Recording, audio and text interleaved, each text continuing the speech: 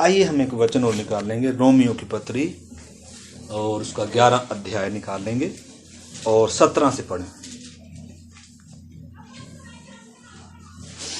Romeo 11 का 17 से पढ़े, थोड़ा जोर से पढ़े।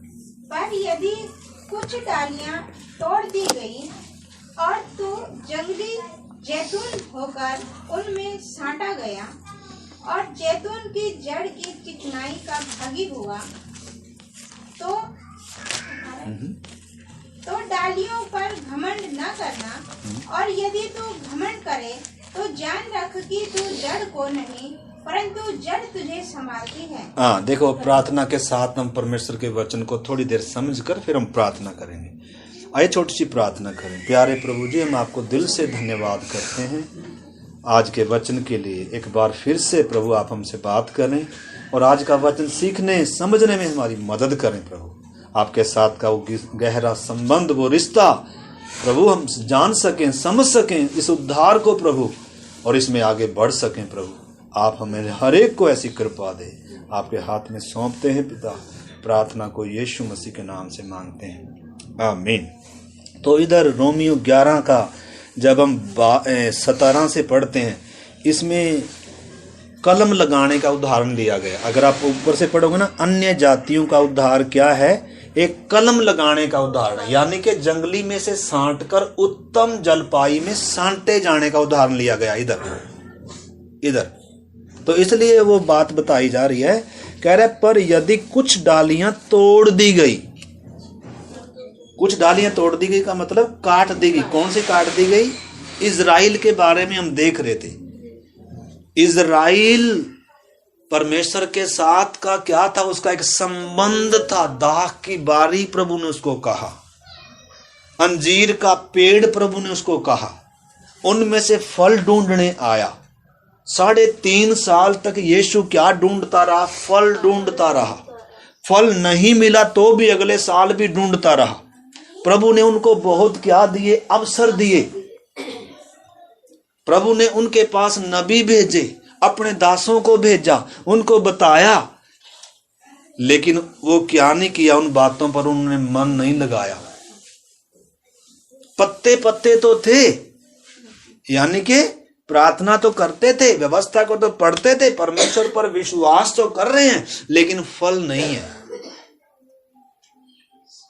आपको मालूम है, हम उसमें जाएंगे तो इधर मैं थोड़ा सा और उसको बताना चाह रहा। आपको लिखा है, पर यदि कुछ डालियां तोड़ दी गई और तो जंगली जैतून होकर, यानी कि मैं और आप विश्वासी को बोला जाए, यदि तू जंगली जैतून थे, हम क्या थे? जंगली थे। लिखा जंगली जैतून होकर उसमें साँटा गया। किसमें साँटा गया? इसमें साँटे गए। उद्धार का मतलब क्या है, हम पिछले दिनों वो सीख रहे हैं। तो साँटे गए लिखा है, और जैतून की जड़ की चिकनाई का भागी हुआ, और जैतून की जड़ की चिकनाई का क्या हो गया? भागी हो, यानी कि जड़ जिसमें से पोषण आता है, जिसमें से रस आता है, उसका क्या हो गए? इधर सुने मेरी तो देखें। तो मसीह जीवन वास्तव में आपने समझ, परमेश्वर के साथ का एक संबंध है। ये एक नया मनुष्य तो परमेश्वर के वचन से और पवित्र आत्मा से अंदर जन्मा, एक नई सृष्टि बने हैं। एक गहरा क्या है? रिश्ता है।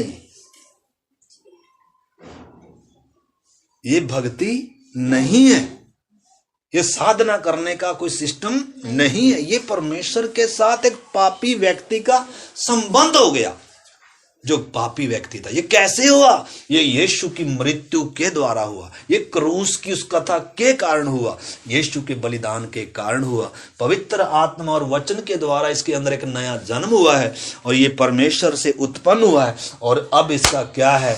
वो संबंध है। तो कैसे बताया जा रहा है? जैसे डाली किसकी? जैतून की जड़ की क्या हो गई? भागी हो गई। तो अब किसमें से रस लेना है? किसमें से जीवन लेना है?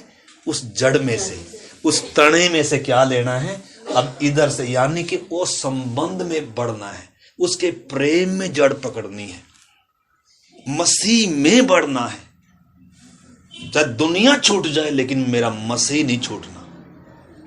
अगर हमारे अंदर वो समर्पण नहीं होगा, अन्य तो एक बुखार आएगा, एक थोड़ी सी दिक्कत आएगी, एक थोड़ी सी समस्या आएगी और हमें प्रभु से दूर ही ले जाएगी। आपको मालूम है जो डालियां सूखी होती है, पेड़ों पे देखा आपने, कुछ डालियां क्या होती हैं, सूखी होती हैं। एक आंधी आएगी उड़ाकर ले जाएगी, क्योंकि डाली किसमें है, लगी तो हुई है लेकिन सूखी है। सूख कैसे गई, इसके अंदर कुछ रोग है, इसने इधर से रस पीना क्या कर दिया, बंद कर दिया। इसमें से क्या नहीं जा रहा है, हर दिन जीवन नहीं जा रहा है। तो इधर लिखा है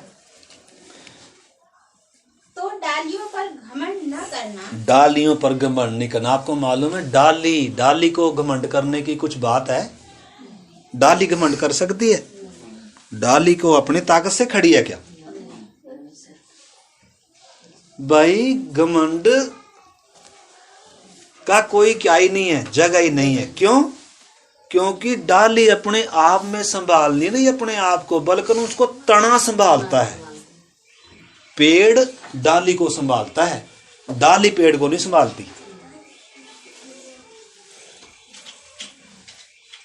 पेड़ तना उसको संभालता है। वही आगे लिखा, देखो पढ़ो। घमंड न करना, और यदि तू घमंड करे तो जान रख कि जड़ को नहीं परंतु जड़ तुझे संभालती है। हाँ, लिखा है घमंड करे तो यह जान रख कि तू जड़ को नहीं परंतु जड़ तुझे क्या कर रही है, देखो प्रभु है वो जड़, उसका प्रेम, उसका अनुग्रह, उसकी कृपा वो हमें संभालती है। वो यीशु हमें संभालता है। इस करके हमें यीशु को क्या करना है, यीशु प्रभु मुझसे अलग नहीं होना। मैंने यीशु की संगति नहीं छोड़नी, मैंने उसका वचन नहीं छोड़ना, मैंने वायदे को पकड़ कर रखना है, मैंने प्रतिज्ञाओं को पकड़ कर रखना है।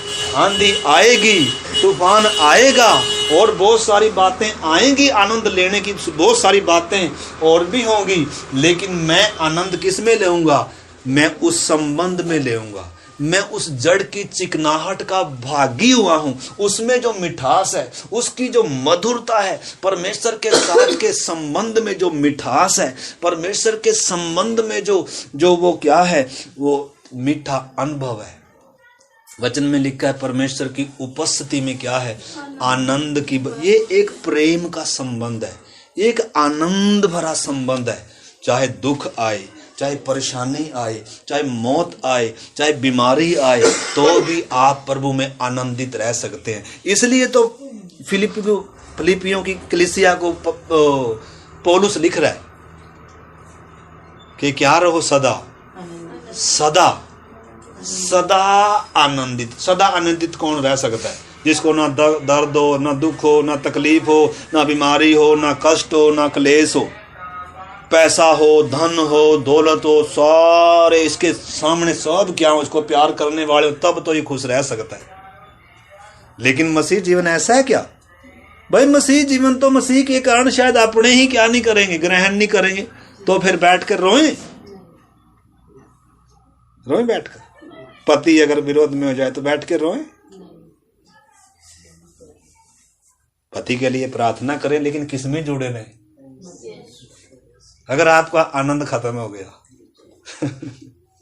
क्लेश होगा घर में, शरीर में दुख तकलीफ होगी, खेत कियार में घाटा होगा। देखो ना हबक्कूक क्या कह रहा है, हबक्कूक किस में बना हुआ है? परमेश्वर में। एक डाली के समान बना हुआ है। कह रहा चाहे दाखलताओं में फल ना लगे, अंजीरों में क्या ना लगे, फूल ना लगे। और देखो ना, इतना हमने कई बार पढ़ लिया, इसलिए आप पढ़ लेना, वहां आयत लिखी हुई है। तो मेरा कहने का मतलब क्या है, जड़ क्या करती है, डाली को संभाल रही है। इसलिए डाली को घमंड करने का क्या नहीं है, अपनी बुद्धि चलाने का क्या नहीं है कोई जगह। कई बार हम कितने ज्ञानवान हो जाते हैं, कितने बुद्धिजीवी हो जाते हैं, ना तो पवित्र आत्मा की अगुवाई मांगते, ना ही वचन को देखते। वचन मेरे पाँव का मार्ग का दीपक, पाँव का उजाला, ये देखते ही नहीं है। इसलिए हम क्या करते हैं, अपनी मनमर्जी से क्या करते हैं, अपनी मनमर्जी से ही चलते फिरते हैं। और हम ये सोचकर चल रहे मैं मसीह में बना हूँ। भाई मसीह में बना होंगे तो किधर होंगे? न केवल आप तने से बने हुए, बल्कि बाकी विश्वासियों से भी बने हुए, बाकी डालियों से भी आपका संबंध है। आज बहुत सारे हैं, बाकी डालियों से तो दूर दूर से कोई क्या ही नहीं है। कईयों का पास्टर से संबंध नहीं है, कईयों का बाकी दूसरी डालियों से संबंध नहीं है। बस किससे है? प्रभु हम तो सीधा तेरे साथ क्या रखेंगे, सीधा तेरे साथ संबंध रखेंगे। तो प्रभु सीधा संबंध लिया है। हमने बपतिस्मा क्यों लिया है? हम पिछली बार भी देख रहे थे, एक देह होने के लिए बपतिस्मा लिया है। इसलिए हम एक प्याले में से पीते हैं, एक रोटी में से तोड़ते हैं। दो नहीं है प्याले, एक ही प्याला है। उस पवित्र मेज में हम शामिल होते हैं और ये बार बार करते हैं। उसकी हम क्या होते हैं, वो सहभागिता को दर्शाता है। न केवल यीशु मसीह के साथ सहभागिता है, बल्कि आपस में भी हमारी सहभागिता है। क्योंकि हम एक घराना है, हम एक परिवार के हैं, हम एक देह के समान है। देह में हर प्रकार का, कोई अंग छोटा है, कोई बड़ा है, हर एक की अलग अलग खूबी है, लेकिन हर कोई देह में क्या करता है, काम करता है। हर एक विश्वासी का कलीसिया में काम है, हर एक विश्वासी एक जिम्मेदार है, कोई गैर जिम्मेदार नहीं है। कोई ऐसा नहीं है कि मतलब आज आपको मालूम है ऐसे बुरे समय में हम आए हुए हैं, मतलब कलीसिया में बहुत सारे विश्वासी गैर जिम्मेदार हैं। मैं पिछली बार भी मैंने पढ़कर सुनाया था, एक बार और मैं आपको ये बातें पढ़कर सुना रहा हूँ। आप ब्रदर दिक्कत हो रही तो थोड़ा लेट जाओ, या कुछ लेट जाओ, कोई बात नहीं। देखो कलीसिया के प्रति जो मेरी जिम्मेदारी है, इधर देखे माता जी, कलीसिया के प्रति या मसीह में अगर मैंने बने रहना है, तो डाली के समान अगर मैंने बने रहना है, तो कुछ बातें इधर लिखी, और भी बातें हैं लेकिन कुछ लिखी है। तो सबसे पहली बात क्या है, लिखा है हम क्या करें इसमें, इब्रानियों अगर 10 का 25 वचन आप पढ़ेंगे, लिखा है, पढ़िए बहन जी, 10 का 25 इब्रानी। और एक दूसरे के साथ इकट्ठा होना ना छोड़ें। क्या लिखा है? एक दूसरे के साथ इकट्ठा होना ना छोड़ें। आगे, जैसे कि कितनों की रीति है, हाँ, पर एक दूसरे को समझाते। जैसे कितनों ने छोड़ दिया। ये जब इब्रानियों की पत्री लिखी जा रही है, उस समय लिखी जा रही है, बहुतों ने विश्वास छोड़ दिया, त्याग दिया, सुस्त हो गए, लापरवाह हो गए, ढीले हो गए। इसलिए ये लिखी गई है। आगे 11वां अध्याय जब आप पढ़ोगे, उसमें विश्वास के योद्धाओं के बारे में बताया गया है कि विश्वास, मेरा धर्मी जन विश्वास से जीवित रहेगा। यदि वो पीछे हट जाए तो मेरा मन उससे प्रसन्न नहीं होगा। इसलिए हम पीछे हटने वालों में नहीं है कि नाश हो जाएं, बल्कि हम क्या हैं, आगे बढ़ने वालों में। तो इधर लिखा है, आगे पढ़िए, पर एक दूसरे को समझाते रहें। एक दूसरे के साथ इकट्ठा होना ना छोड़ दें, एक दूसरे को समझाते रहें। क्यों? क्योंकि हमें एक दूसरे, हम प्रसिद्ध नहीं है कोई भी, हमें वचन के द्वारा बहुत कुछ सीखने की, समझाने की एक दूसरे को क्या है, जरूरत है। अगर हम इकट्ठे नहीं होंगे तो सहभागिता कहाँ है फिर? तो कलीसिया कहाँ है फिर? कैसे फिर मैं मसीह में बना हूं? सवाल नहीं है क्या? आगे पढ़ो। और जो जो उस दिन को निकट आते देखो, त्यों त्यों और भी अधिक यह किया करो। जो जो उस दिन को निकट आते देखो, कौन से दिन को? यीशु मसीह आने वाला है। जैसे जैसे यानी कि हम आखिरी दिनों में आ रहे हैं, हमें संगति की जरूरत है। सूख जाएंगे संगति के बिना। कोई डाली प्रभु से अलग होकर, संगति से अलग होकर फलेगी नहीं कभी भी, उसमें जीवन खत्म हो जाएगा, धीरे धीरे सूखना शुरू हो जाएगी। शायद अभी तक सूखी नहीं है, लेकिन सूखना क्या हो जाएगी, शुरू हो जाएगी। थोड़े दिन जीवन रहता है उसमें, एकदम सूखती नहीं है।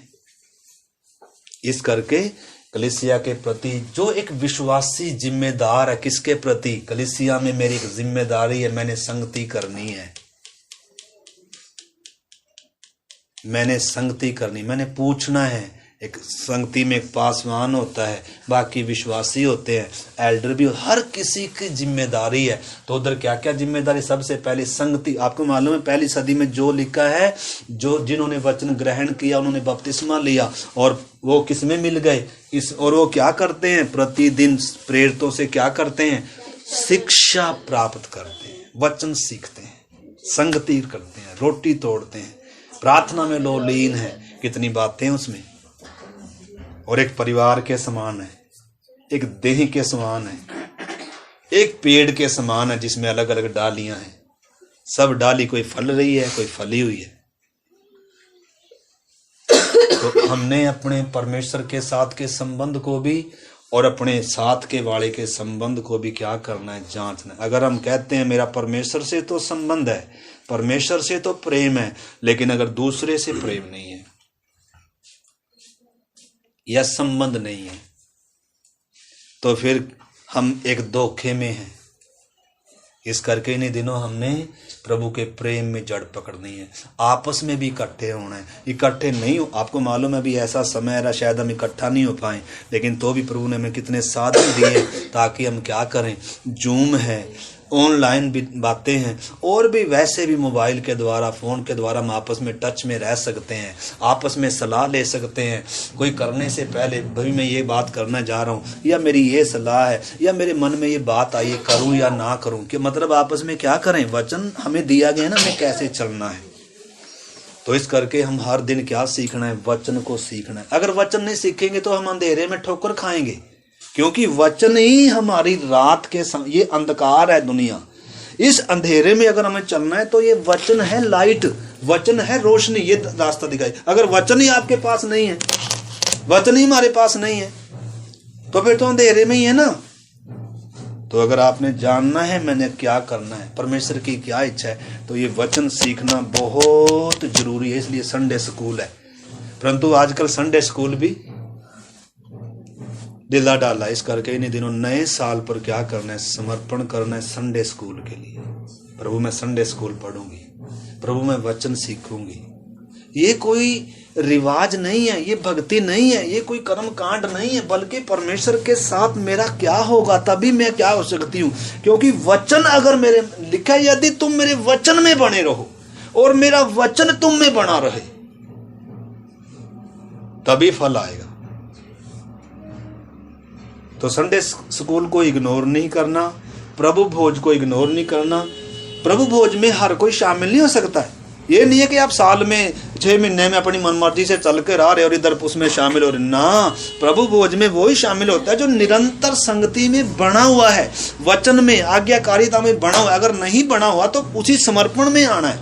पश्चाताप के साथ आया सुबह आते में, प्रभु तुम मुझ पापी के लिए मरा। यानी कि वो मेज क्या, एक नया समर्पण देती है, एक नई शुरुआत करनी है, एक नया समर्पण करना है। प्रभु क्या करना है मैंने? प्रभु इधर मैं चूक गया, इधर मेरे से प्रभु भूल हो गई, इधर मैं भटक गया, इधर मैं तुझसे अलग हो गया।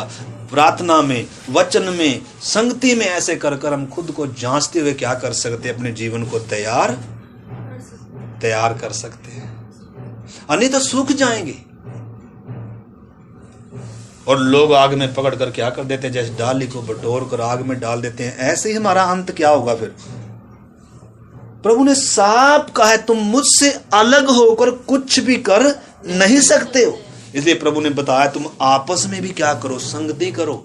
आपस में भी क्या करो? प्रेम करो। आपस में जब संगति करोगे, आपस में जब प्रेम रखोगे, एक दूसरे की जब हितों की चिंता करोगे, तभी तो लोग तुम्हें मेरे चेले समझेंगे। अगर हम आपस में संगति नहीं करते, आपस में किसी से कोई बोल चाल नहीं है, हाँ कुछ कारण हो सकता है बोल चाल का, शायद कुछ बात आ गई एक दूसरे के प्रति, लेकिन ये नया साल आ रहा है या और भी बहुत सारी मौके हैं, हम क्या कर सकते हैं? अपनी बात को क्लियर कर लें। मन मुटाव है तो उसको दूर कर लें, लड़ाई झगड़ा है तो उसको दूर कर लें, और फिर से क्या कर सकते हैं हम आपस में? क्योंकि यीशु मसीह देह को लेने आ रहा है, जो जुड़े हुए हैं उनको लेने आ रहा है, जो आपस में, वचन में, प्रार्थना में, संगति में, सामूहिक रीति से जो जुड़े हुए हैं। जो संगति छोड़कर घूम रहा है, जो अपना स्थान छोड़कर घूम रहा है, वो जुड़ा हुआ नहीं। तो इधर लिखा है निरंतर संगति में आना। दूसरी बात, इसे प्राथमिकता देना। मत्ती 6:33 में लिखा है तुम प्राथमिकता किसको नहीं देना, क्या खाएंगे, क्या पिएंगे, क्या पहनेंगे, कहाँ रहेंगे, वो नहीं है प्राथमिकता एक विश्वासी की। क्या है प्राथमिकता? परमेश्वर का राज्य है और उसकी धार्मिकता की खोज करना। यानी कि एक विश्वासी की अगली जिम्मेदारी क्या है? इसको प्राथमिकता देना, कलीसिया को प्राथमिकता देना, संगति को प्राथमिकता देना, प्रभु के साथ का और विश्वासियों के साथ के संबंध को प्राथमिकता देना। और तीसरी बात, इसे प्रेम करना। किसे? कलीसिया को प्रेम करना, एक दूसरे को प्रेम करना। और आगे लिखा है प्रचार करना या गवाह बनना। जैसे हम सीख रहे हैं फल लाना, प्रचार करना यीशु की मृत्यु का, यीशु के जी उठने का, यीशु के दोबारा आगमन का। लोगों को क्या करना? ये जिम्मेदारी किसकी है? ये कलीसिया की है। कलीसिया सत्य का खंभा है। कलीसिया संसार में मसीह की क्या कर रही है? सेवा कर रही है। सारे सेवक, कलीसिया पूरी मिलके सेवक है, पास्टर सेवक नहीं है सिर्फ, हर एक विश्वासी मिलकर हम सब क्या है? मसीह की कलीसिया हैं और मसीह की सेवक हैं। तो इस करके सब ने क्या करना है? गवाह बनना है, प्रचार करना है। और अगली बात, अपनी योग्यताओं का इसके लिए क्या करना है? उपयोग करना है। मतलब हर एक को परमेश्वर ने योग्यताएं, किसी को कुछ खूबी दी, किसी को कुछ खूबी दी, किसी को कोई वरदान मिला है, किसी को कोई वरदान मिला है। तो जैसे हमारी देह में अलग अलग अंग है, तो भी हर अंग का क्या है? काम है। इसी प्रकार आपने अपनी सेवा को पहचानना है। आपने अपनी योग्यताओं के द्वारा प्रभु की सेवा करनी है। आपने योगदान देना है कलीसिया में। अपनी आपको परमेश्वर ने दान दिया हुआ है, तोड़े दिए हुए हैं, ताकि आप मसीह की सेवा कर सको, कलीसिया में क्या कर सको, आप भी अपना हिस्सा। तो इस करके उन बातों को समझना। अगली बात, इसके प्रति वफादार रहना, दगा नहीं करना। बहुत सारे आज चालाक हैं, बहुत सारे विश्वासी आज क्या करते हैं? चालाकी करते हैं, लेकिन वफादार रहना कलीसिया के प्रति। क्यों? क्योंकि इसको दाम देकर खरीदा गया है। ये परमेश्वर का घर है, इसमें हर एक जिम्मेदार है। मैंने इसको शुद्ध रखना है, मैंने इसको क्या करना है? पवित्र रखना है, इसके प्रति वफादार बनना है। और अगली बात, इसकी एकता को बनाए रखने पर जोर देना है। इफिसियों 4:1 से लेकर 3 तक जब हम पढ़ेंगे, कलीसिया की एकता पर क्या करना है। सच्चा विश्वासी कौन है? हम क्या सीख रहे हैं? ये नए लोगों के लिए नहीं है, नए लोगों के लिए मैंने पहले ही बता दिया। अभी हम विश्वासियों के, पुराने विश्वासियों, ये भोजन है, ये दूध नहीं है, ये भोजन है। इसकी एकता के को बनाए रखने के लिए क्या करना है? जोर देना है। और अगली बात, इसके लिए क्या करना है? कलीसिया के लिए प्रार्थना करना है। सब ने क्या करना है? मिलकर प्रभु हमारी कलीसिया ग्रो करे। प्रार्थना नहीं, इसके लिए प्रयास भी कर रहा हूँ, इसके लिए मैं वफादार भी हूँ, इसको मैं प्रेम भी कर रहा हूँ, अपना भी सहयोग डाल रहा हूँ। और इन सब बातों को हम सीखते हुए इसके लिए क्या करना है? प्रार्थना करना है। अगली जिम्मेदारी क्या है एक विश्वासी की? इसका आदर करना है। आदर का मतलब जो भी आज्ञा पास होती है पुलपिट से, जो भी सबको, जैसे संडे स्कूल है, संडे स्कूल के लिए कंपलसरी है ना, संगति सबके लिए कंपलसरी है ना। कुछ बातें सबके लिए क्या है? इसके लिए क्या होना है? इसका आदर करना है। अगर आदर नहीं करते तो फिर हम देख सकते हैं हमारा संबंध कितना है। प्रभु कह रहा है जो मुझे प्यार करता है वो मेरी बातों का। ये कलीसिया का अनुशासन है। ये परमेश्वर ने कलीसिया में क्या ठहरा रखा? सबके लिए, सबकी आत्मिक उन्नति के लिए अति जरूरी है ये बातें। कोई भी कलीसिया में मन मर्जी का नहीं है, कोई भी अपनी मर्जी से चलने वाला नहीं है। परमेश्वर ने पवित्र आत्मा दिया है, परमेश्वर ने अपना पवित्र वचन दिया है, परमेश्वर ने अगुवे भी दिए हैं। इस करके कोई भी अपनी मनमर्जी ना करे। अगर कोई अपनी मनमर्जी कर रहा है तो कलीसिया का निरादर कर रहा है, प्रभु भोज का निरादर कर रहा है, संगति का, वचन का निरादर कर रहा है। इस करके अगली बात इसमें हम देखते हैं, इसके निर्णयों का क्या करना है? पालन करना है। इसके निर्णय का क्या करना है, और अगली बात इसकी रक्षा करना है, और अगली बात क्या है, इसके साथ मिलकर क्या करना है, काम करना है। बोलो हमारा अपना नहीं काम मुकता। इसके साथ मिलकर क्या करना है, काम। आत्माओं को कैसे जीता जाए, प्रभु की देह कैसे उन्नति करे, दूसरे लोग विश्वास में कैसे आए। देखो पास्टर तो सारा काम कर, तो हर एक का, हम सब का काम है कि प्रभु की सेवा आगे बढ़े, नए लोग कलीसिया में आए, तो हम सब की जिम्मेदारी है। और अगली बात आखिरी, आर्थिक रूप से इसकी क्या करना है, मदद करना है। हर एक विश्वासी का ये सौभाग्य है। परमेश्वर पूरा कर सकता है, हर चीज उसने पूरा करके दिखाई है, परंतु ये हम इसमें हिस्सा डाल रहे हैं। हमारा ये सौभाग्य है कि पहले हम पाप के दास थे, अब क्या है, हम तन से, मन से और धन से प्रभु की क्या करना है, सेवा करें। मेरा सब कुछ किसके लिए है, प्रभु के लिए। ये सोचकर चलना है। इसलिए इन बातों को हमने क्या करना है, ध्यान करना है। तो अभी हम उस बात में जो हम पढ़ रहे थे बहन जी, वो पढ़ेंगे, फिर हम प्रार्थना में जाएंगे।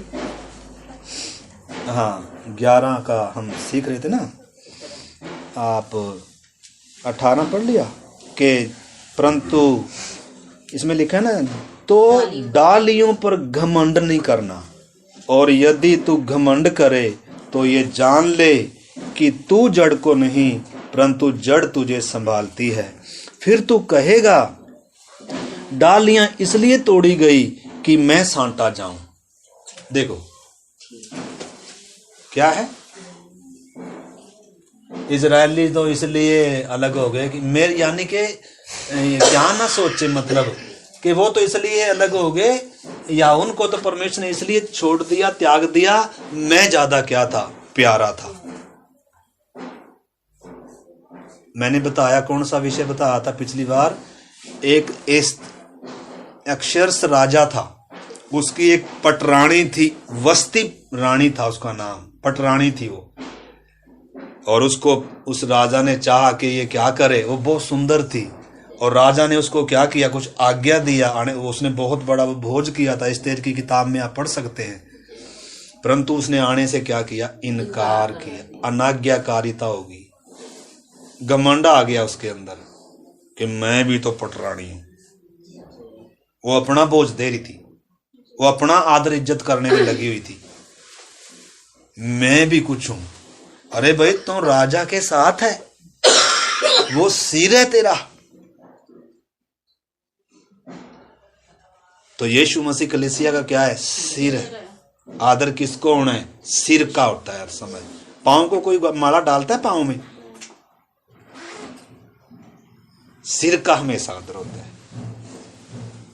तो इसलिए हमें घमंड करने की कोई जगह नहीं है कि यहूदी तो प्रभु पापी थे और हम क्या थे, बड़े हम पर दया हुई प्रभु ना। इधर क्या लिखा है आपको मालूम है, उस समय क्या किया, उसको वस्ती रानी को क्या कर दिया गया,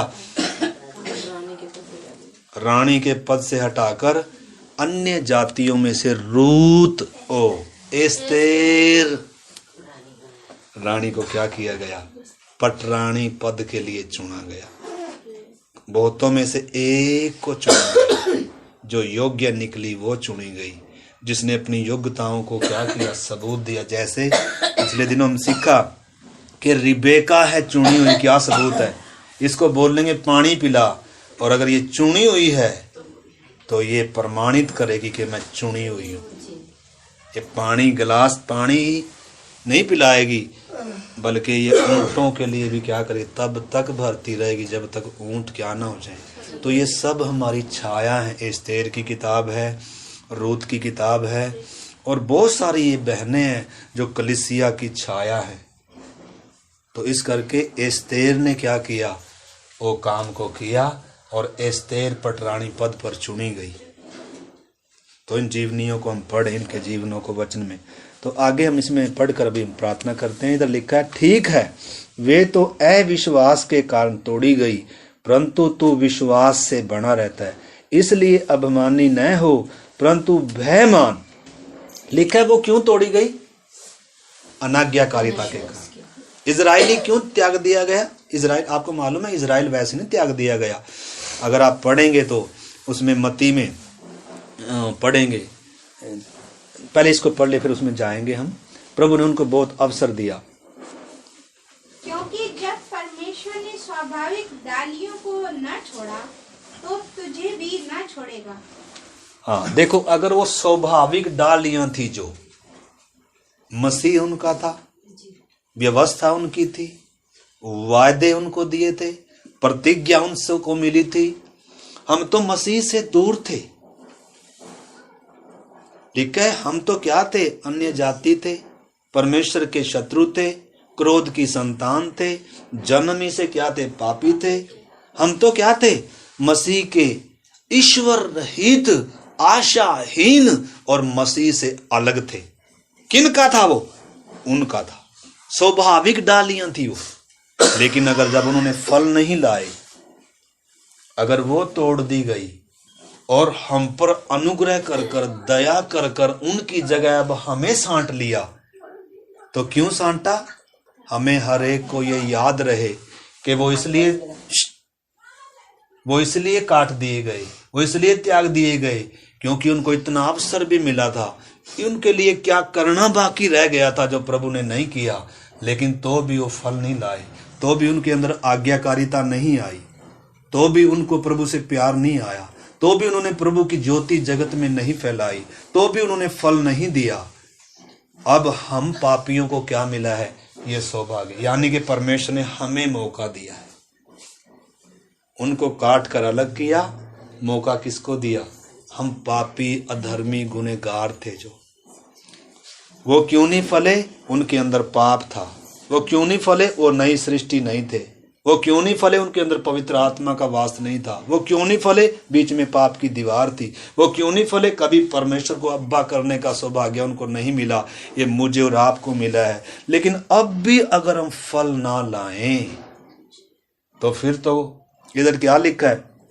लिखा है इसलिए लिखा है क्योंकि जब परमेश्वर ने स्वाभाविक डालियों को नहीं छोड़ा तो तुझे भी ना छोड़ेगा। इसलिए परमेश्वर की कृपा और कड़ाई को देख। यानी कि परमेश्वर की कृपा भी है और परमेश्वर की कड़ाई भी है। कड़ाई कैसे है? परमेश्वर की, आपको मालूम है, किसान है जैसे, जो डाली फल लाएगी उसको तो छांटेगा, लेकिन जो फल नहीं लाएगी, मतलब जो फल लाने का जिसका टारगेट ही नहीं है, जो फलने वाली नहीं है, उसको काटेगा। लेकिन जो जिसका मन रखते हैं, प्रभु मैंने तुझ में फलना है, प्रभु मैंने फल लाना है, प्रभु मुझ में तेरा स्वभाव आना है, मैंने तेरे साथ नजदीकी संबंध में आना है। अब इनको जो फलने वाली डाली है, यानी कि जिनके अंदर ये मन है, यानी कि जिनके अंदर ये प्रयास है, यानी कि जिनका ऐसी तमन्ना है, उनको प्रभु क्या करेगा? छांटेगा। क्योंकि कुछ बातें हैं उनके जीवन में जो उनको फलने नहीं दे रही, उनके जीवन से काट कर दर्द का अनुभव है, वो बाद की बात है। छंटाई अलग है, कटाई अलग है। कुछ डालियां काट दी जाएंगी और कुछ डालियों की क्या करेगा? छंटाई करेगा। क्यों? ताकि फलें, फल चाहिए उसको। तो इधर लिखा है जो गिर गए उन पर कड़ाई, परंतु तुझ पर कृपा, यदि तू उसमें बना रहे। यदि तू उसमें बना रहे तो तुझ पर क्या है जी? कृपा है। नहीं तो तू भी काट डाला जाएगा। अगर तू उसमें बना नहीं रहेगा तो तू भी क्या कर दिया जाएगा?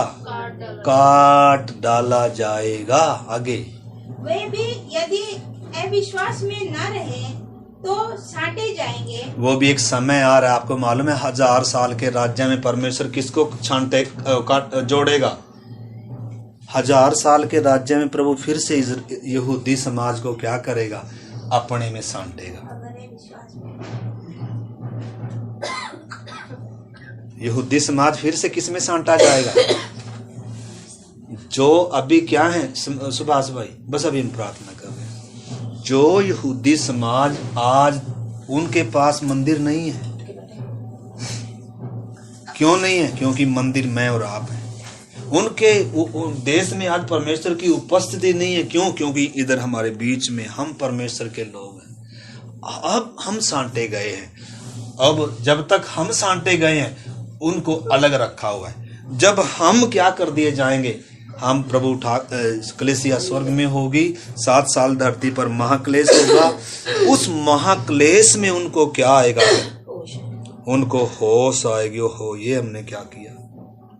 जैसे कोई पहलोठे के लिए छाती पीटते हैं, अपना पहलोठा जिसका मर जाता है क्या करते हैं वो? ऐसे छाती पीटेगा इजराइल। ओ परमेश्वर हमने क्या किया, हमने फल नहीं दिया प्रभु, हमने तुझे क्रूस पर चढ़ाया। और तब वो पश्चाताप करेंगे और तब प्रभु उनको सांटेगा और 1000 साल का राज्य प्रभु उनको देगा और तब वो क्या करें, फल लाएंगे। पर एक यहूदी का पल्लू पकड़कर अन्य जाति लोग किधर आएंगे? यरूशलेम में आया करेंगे कि इनके साथ परमेश्वर रहता है, ये परमेश्वर के लोग हैं, यानी कि फिर वो फल लाएंगे। लेकिन अभी किसको दिया ये सौभाग्य है? अब हम पापियों को दिया, अन्य जातियों को ये मौका मिल गया। क्यों मिल गया? क्योंकि वो काटे गए। तो पहल उनकी थी, व्यवस्था उनको दी थी, हम तो अनाज्ञाकारी थे, अन्य जाति थे, स्वभाव ही से अनाज्ञाकारी थे।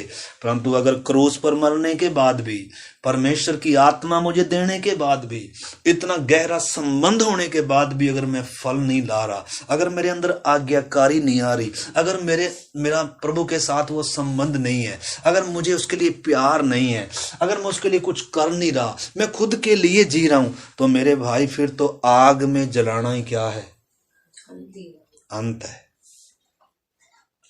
और कोई दोबारा बलिदान, और कोई बलिदान लिखा है जिन्होंने एक बार ज्योति पाई, स्वर्गीय वरदानों का स्वाद चखा, यदि वे भटक जाएं फिर उनके लिए नया बनाना क्या है, अनहोना है। परंतु परमेश्वर इतनी जल्दी नहीं करता, हम देखेंगे। तो इधर लिखा है वो एक समय क्या किए जाएंगे, सांटे जाएंगे। आगे पढ़ी थोड़ा सा। क्योंकि परमेश्वर उन्हें फिर साट सकता है। हाँ, क्योंकि यदि तो उस जैतून से जो स्वभाव से जंगली है काटा गया, हाँ, और स्वभाव के विरुद्ध अच्छे जैतून में साटा गया, तो ये जो स्वाभाविक डालियां हैं अपने ही जैतून में क्यों न साटे जाएंगे। 24 वचन में थोड़ा सा ध्यान दे, लिखा है क्योंकि यदि तो उस जैतून से जो स्वभाव से जंगली था, ये स्वभाव से क्या था, पापी था, जंगली था, ये स्वभाव से हम इसमें थे, हम इसमें लगे हुए थे, हम इसकी संतान है, आदम की, इसमें गिरे हुए की। स्वभाव से क्या है, जंगली है, पापी है। इधर देखें, इसमें थे, नाश हो जाने वाले थे, लेकिन दया से प्रभु ने इधर से निकाल कर, काट कर इधर सांटा है। यानी कि स्वभाव के विरुद्ध सांटे गए। हमारा इधर आने का सौभाग्य कैसे हो गया, यानी कि एक जंगली कैसे आ गया इधर, एक पापी व्यक्ति इधर कैसे आ गया। इसने कौन सा कर्म कांड किया, कौन सी तपस्या करी, कौन सा इसने कीमत दिया, कीमत सारा यीशु ने दिया। ये पापी आ कैसे गया इधर, ये गुनहगार आ कैसे गया इधर, ये क्षमा कैसे किया गया गुनहगार। यानी कि आपने सब इतना बड़ा सौभाग्य मिल गया। स्वभाव के विपरीत सांटा गया है ये। इसलिए लिखा, डरते और कांपते हुए अपने अपने उद्धार के काम को पूरा करो, क्योंकि कहीं ऐसा ना हो आज भी आपके अंदर वो जंगली स्वभाव आपको किधर ले जाए, संसार में ले जाए। हमारे अंदर हर समय क्या है, एक स्वभाव है, सूअर का स्वभाव है, जंगली स्वभाव है। इसको क्या करके रखना है, मार के रखना है, इसकी इच्छाओं को, इसकी अभिलाषाओं को क्रूस पर चढ़ा कर रखना है। भीतर के मनुष्यत्व में बल पाना है, प्राथमिकता भीतर के मनुष्यत्व को देना है। प्राथमिकता जिस दिन शरीर को देने लग गए, प्राथमिकता जिस दिन खाने को, पीने को, कमाने को, घर को, परिवार को, भौतिक दुनिया को देने लग गए, जिस दिन ध्यान शरीर पर लग गया आत्मा से हटकर, जिस दिन ध्यान स्वर्गीय बातों से हटकर पृथ्वी पर लग गया, उस दिन क्या हो जाएगा। देखिए, शरीर पर मन लगाना मौत है। शरीर में रहते हैं, देखभाल करते हैं, परंतु हमारी प्राथमिकता शरीर ना ले, शरीर पर मन ना लाए। इसे लिखा हम शरीर के कर्जदार नहीं कि शरीर के अनुसार दिन काटें। यदि तुम शरीर के अनुसार दिन काटोगे तो पक्का क्या होगा, मरोगे। शारीरिक व्यक्ति परमेश्वर को प्रसन्न नहीं कर सकता। शारीरिक व्यक्ति परमेश्वर, लिखा शरीर पर मन लगाना परमेश्वर से बैर है। तो इस करके हम प्रार्थना करेंगे। एक वचन और आखिरी में पढ़कर थोड़ी देर हम प्रार्थनाओं के साथ आइए आज की सभा का अंत करेंगे। प्रभु ने उनको एकदम नहीं काट दिया। प्रभु एकदम किसी को काटता नहीं है। अगर हमारे जीवन में कोई गलती भी हो गई है तो हम ये ना सोचें अब तो प्रभु मुझे क्या नहीं कर सकता, साँट ही नहीं सकता, या अब तो मैं प्रभु क्या मैंने गलती कर दी, प्रभु मैंने पाप कर दिया। नहीं, देखो एक पेड़ में लिखा है कि बारी का पेड़, बारी थी, दाग की बारी थी, और उसमें क्या लगा हुआ था, एक अंजीर का पेड़ लगा हुआ था। 3 साल से कोई फल ढूंढने आया उसमें। कितने साल तक आया? यानी कि जब पेड़ यानी कि फलने के लायक हो गया तभी तो फल की उम्मीद करेगा कोई। पेड़ लगाते ही फल की उम्मीद करता है कोई? पेड़ लगाने के बाद जब उसकी फलने की ऋतु आई यानी कि तब फल ढूंढने आया, लेकिन उसमें क्या नहीं मिला, फल नहीं मिला। कितने साल नहीं मिला?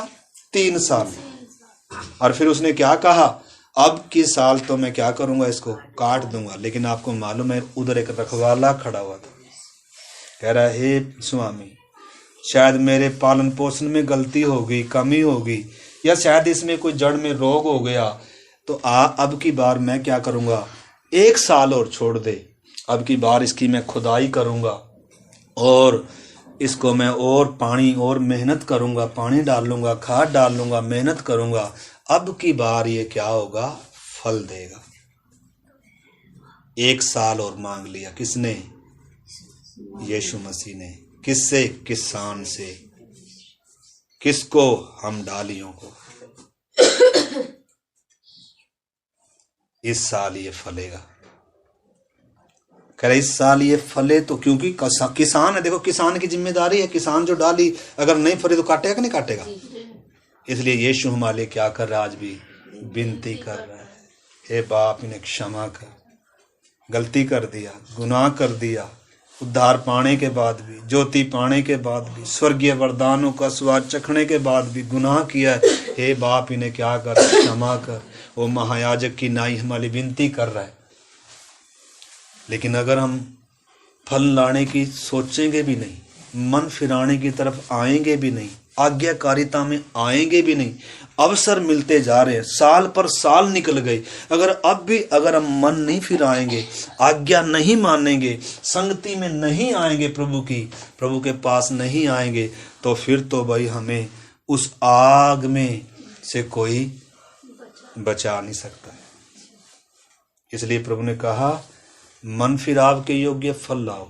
ये ना समझो कि हम अब्राहम की संतान हम बच जाएं ना। यूहन्ना कहता है जो पेड़ अच्छा फल नहीं लाएगा उसके जड़ में क्या रखा हुआ है, कुल्हाड़ा पेड़ों की जड़ पर रखा गया है। भाई इजराइल को काट दिया।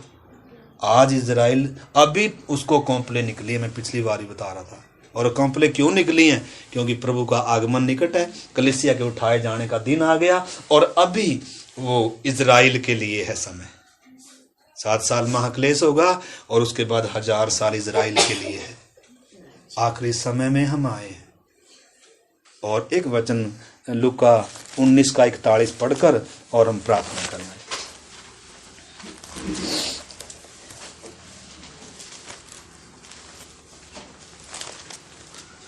लूका 19 का 41। यीशु मसीह क्या कर रहा था? एक मिनट, लूका 13 अध्याय या पढ़ना, 13 का 6 से पढ़ोगे। जो मैंने अभी दाख की बारी में एक अंजीर के पेड़ का उदाहरण बताया जिसमें 3 साल तक क्या ढूंढता रहा, फल। आपको मालूम है यीशु मसीह 3.5 साल तक उस यहूदी समाज में जो सेवा, कितनी साल किया यीशु मसीह ने? 3.5 साल। 3.5 साल पूरे इजराइल में घूमता रहा। किसी में फल, कहीं कहीं फल मिला उसको, अन्य जातियों में कई जगह फल मिल गया। लिखा है अरे ऐसा विश्वास तो मैंने किस में भी नहीं पाया, इजराइल में भी नहीं पाया। किस में मिल गया? अन्य जातियों में मिल गया। लेकिन उनमें क्या नहीं मिला? आज्ञाकारिता नहीं मिली, फल नहीं मिला, उन्होंने विश्वास नहीं किया, इसलिए प्रभु रो रहा है। यरूशलेम को देखकर प्रभु विलाप कर रहा है। क्या कह रहा है? कह रहा है 19 का 41 से, जब वह निकट आया तो नगर को देखकर रोया। लिखा क्या किया? नगर को देखकर। आपको मालूम है ऐसी दशा को देखकर प्रभु क्या करता है? दुखी है। देख मैंने इसको इतना मौका दिया, देख मैंने इसको कहां से काट कर कहां लाया है, और क्या करना बाकी रह गया था। इजराइल के बारे में हमने पिछले सप्ताह पढ़ा था यशाया 5 अध्याय में, मेरी दाग की बारी के लिए मुझे क्या करना बाकी था। अरे हमारे मुंह पर थुकवाया, कोड़े खाए, मरना हमें था, गुनहगार हम थे, जन्म से स्वभाव से पापी थे, गुलाम थे पाप के, शैतान की वो थे, हम गुलाम थे। प्रभु ने दया कर कर, अनुग्रह कर कर, ढूंढ कर आया, हम पापियों के लिए बलिदान हुआ और सौभाग्य दिया, हम होश में आ गए, हमें होश में लाया और हमें इधर ले आया। इतने अवसर दिए, इजराइल को भी ऐसे अवसर दिए थे। शायद ऐसा ना हो ये साल आखिरी हो, शायद इसके बाद हमें कोई अवसर ना मिले, शायद आज का दिन हो अवसर। इसलिए लिखा अवसर को क्या समझो? अवसर को बहुमूल्य समझो। प्रभु भोज का दिन आने वाला अभी हो, प्रभु के आगमन में देरी है, तो हम इस नए साल में प्रभु भोज की मेज में शामिल होंगे। सभी क्या करें? प्रार्थनाओं के साथ आए, आज्ञाकारी होकर आए, मन फिरा कर आए, क्रूस की उस कथा को समझें, परमेश्वर के साथ के प्रेम को हम क्या करना है मेरे भाई और बहन, हम सब ने क्या करना है, समझना है। ये प्रेम का संबंध। देखो यीशु क्या कर रहा है? नगर को देखकर रोया और कहा, क्या ही भला होता कि तू ही इसी दिन में कुशल की बातें जानता, परंतु अब तेरी आंखों से वे छिप गई हैं। जब 3.5 साल तक प्रभु यीशु बताता रहा उनको, लेकिन उन्होंने मन नहीं लगाया, उन्होंने विश्वास नहीं किया, तब प्रभु दुखी हो रहा है। कह रहा है, परंतु अब तेरी आंखों से ये बातें छिप गई हैं, क्योंकि वे दिन आएंगे, वे दिन तुझ पर आएंगे कि तेरे बैरी मोर्चा बांध कर तुझे क्या कर लेंगे? घेर लेंगे, और चारों ओर से तुझे दबाएंगे, चारों ओर से तुझे दबाएंगे, और तुझे और तेरे बालकों को जो तुझ में है मिट्टी में मिलाएं। आपको मालूम है इजराइल की आप दशा देख लो। यीशु मसीह के जाने के 70 AD में, यीशु मसीह के जाने के 40 साल बाद उसी इजराइल को आपको मालूम है वहां 1900 सालों तक क्या रहा? जमीन बंजर के समान रही। इनको ऐसा काट कर फेंक दिया वहां से। वो जो मंदिर था जिसको बोलते थे, हो प्रभु कितना शक्तिशाली मंदिर है, कितना सुंदर मंदिर है, यीशु ने कहा था पत्थर पर पत्थर भी बचेगा। तो ऐसा काट के फेंका, लेकिन वो जड़ से कटा था ना, अब उसमें क्या आई है? खोपले आई हैं। 1948 में इजराइल देश फिर से बसा है। तो उसका बसने का सबूत क्या है? यीशु आने वाला है। कलीसिया का समय खत्म हो गया, मुझे और आपके जाने के दिन आ गए, प्रभु का दिन निकट है। तो इधर लिखा है, मिट्टी में मिलाएंगे और तुझ पर पत्थर न छोड़ेंगे, और तुझ में मिलाएंगे और तुझ में पत्थर पर पत्थर न छोड़ेंगे, क्योंकि तूने उस अवसर को। देखो परमेश्वर कितनी बार क्या देता है हमें? अवसर देता है। आज भी शायद हमें क्या ही दे रहा है? अवसर दे रहा है। लिखा है, क्योंकि तूने उस अवसर को जो तुझ पर कृपा दृष्टि की गई, तूने उसको ना पहचाना। इसीलिए 24 अध्याय का एक वचन और पढ़कर मैं प्रार्थना करूंगा। मत्ती 24 का